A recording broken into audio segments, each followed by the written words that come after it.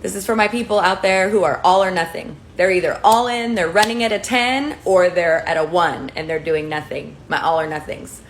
All or nothing was my mentality for a really long time in my life. I was either full tilt, full steam ahead, making tons of progress, or I was completely overwhelmed, down in the dumps, and at a 1.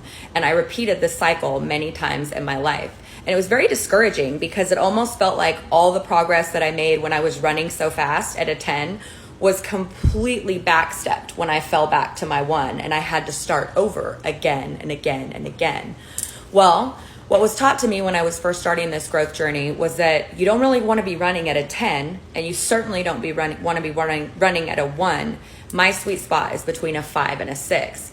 And I was like, well, 5 and a 6, how am I going to get anything done running at a 5 or a 6? Because that's the consistency. That 5 and 6 is a sweet spot where that pendulum doesn't swing very far. If you're at a 10, that's got to swing back the other way. And if you're in a 1, eventually it'll swing back the other way. So if you can find your sweet spot between a 5 and a 6, then you're usually running more consistently.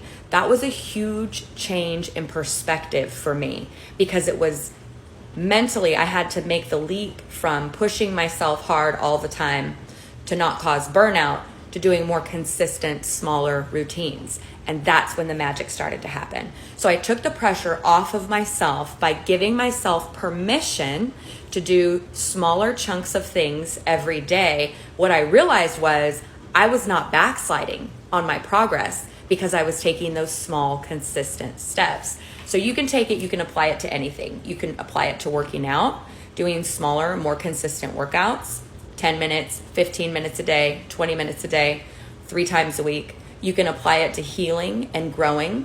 You can say, I'm going to journal for 10 minutes a day every couple days instead of waiting till you're absolutely exploding and you have to let everything out. You can start to have consistency with meditations. I'm going to start with 5 minutes twice a week.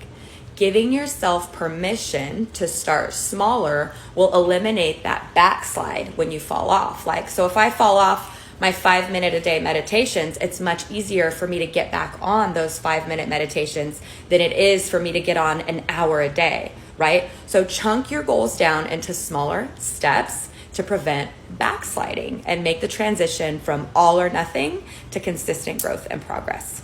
Hope this helps. Good luck.